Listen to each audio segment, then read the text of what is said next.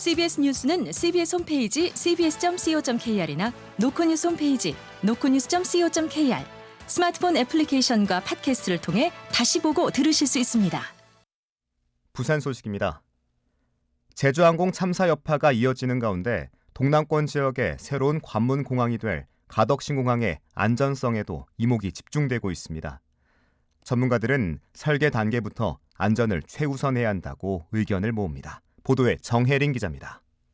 국토교통부가 신규 건설 중인 공항은 가덕도 신공항과 대구 경북 통합 신공항 등 전국에 모두 8곳에 달합니다.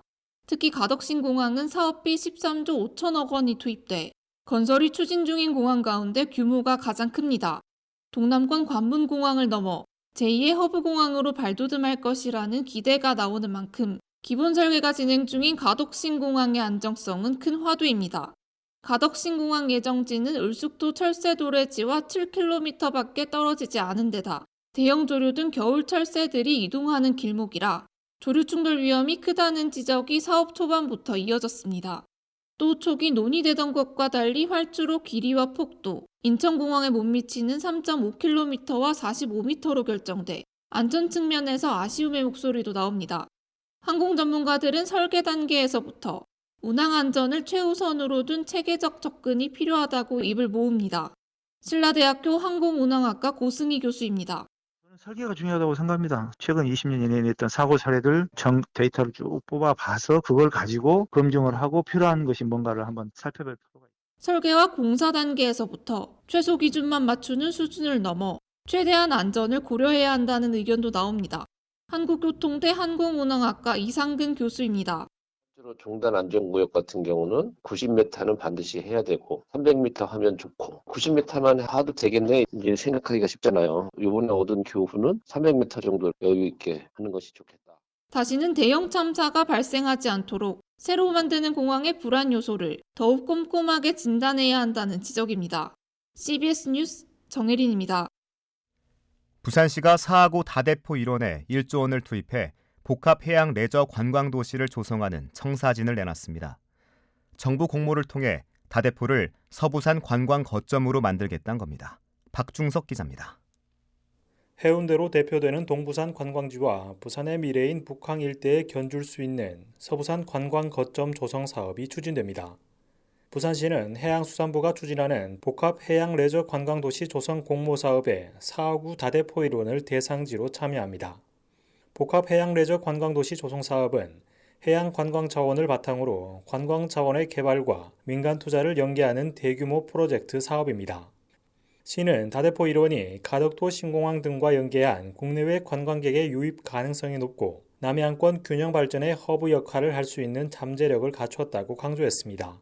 박형준 시장입니다. 특히 가덕도 신공항과도 굉장히 가까운 거리에 있고 앞으로 서부산 발전에 있어서 이 핵심적인 앵커 시설이자 또 거점 지역이라고 생각을 합니다.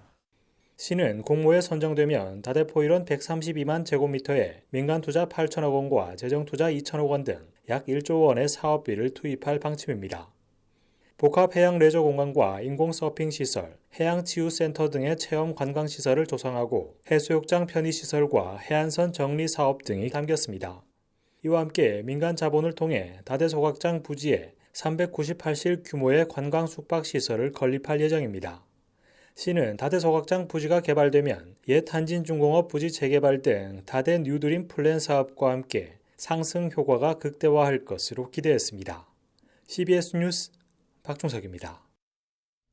한국은행 부산본부가 탄소세 부과에 따른 산업별 경제적 영향을 분석한 결과 부산의 경우 지역 특화 산업인 서비스업이 가장 큰 영향을 받는 것으로 분석됐습니다.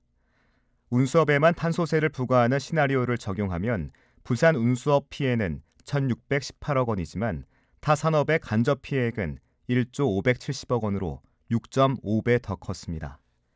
한국은행은 탄소세 취약 산업을 지원할 때 도소매업과 금융, 보험업 등 지역 특화 산업 지원도 고려해야 한다고 제언했습니다. 부산시 의원과 구군 의원 중 과반수가 겸직을 하고 있지만 이해충돌 방지 노력은 사실상 이뤄지지 않고 있는 것으로 드러났습니다. 부산경실련에 따르면 부산시 의원 46명 중 78.3%인 36명과 16개 기초의회 의원 182명 중 60.4%인 110명이 겸직 신고를 한 것으로 나타났습니다. 겸직 신고를 한 의원 중 상당수는 의정활동비보다 많은 추가 수입을 올리고 있는데 이해관계 충돌과 의정활동 저하 등을 예방하는 심사 절차는 진행하지 않고 있는 것으로 확인됐습니다. 대통령 관저 앞에 모여 체포영장 집행에 반대한 국회의원들에 대한 비판이 이어지고 있습니다. 기장군민 시국모임 관계자는 오늘 오후 2시 정동만 의원 사무실 앞에서 피켓 시위를 열고 대통령 관저로 달려간 정 의원은 내란 공범이라며 사퇴를 촉구했습니다. 국민의힘 소속 국회의원 30여 명은 오늘 대통령 관저 앞에 집결해 공수처의 대통령 체포 시도는 위법이라고 주장했고 이 자리에는 기장군 정동만 의원과 북구을 박성훈 의원이 참여했습니다.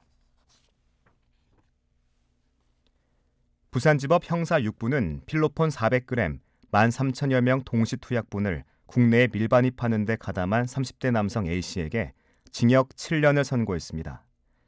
A씨는 일당이 2023년 2월과 3월 두 차례에 걸쳐 태국에서 구매한 필로폰을 소분해 들어오면 국내에서 이를 건네받는 역할을 한 혐의로 기소됐습니다.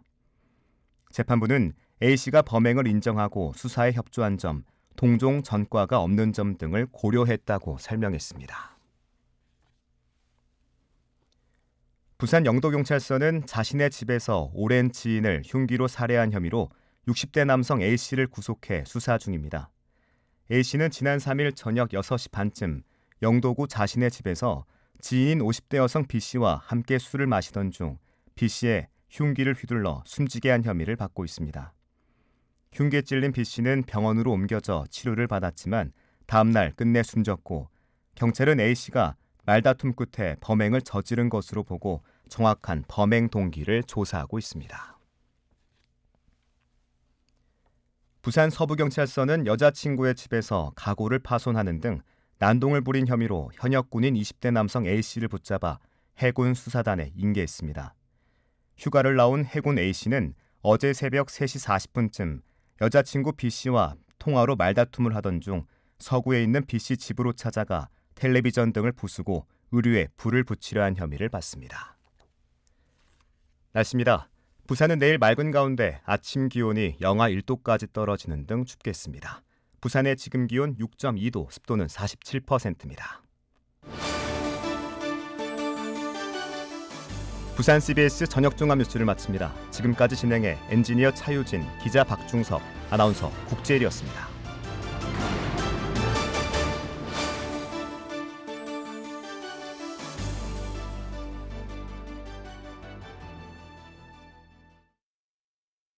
CBS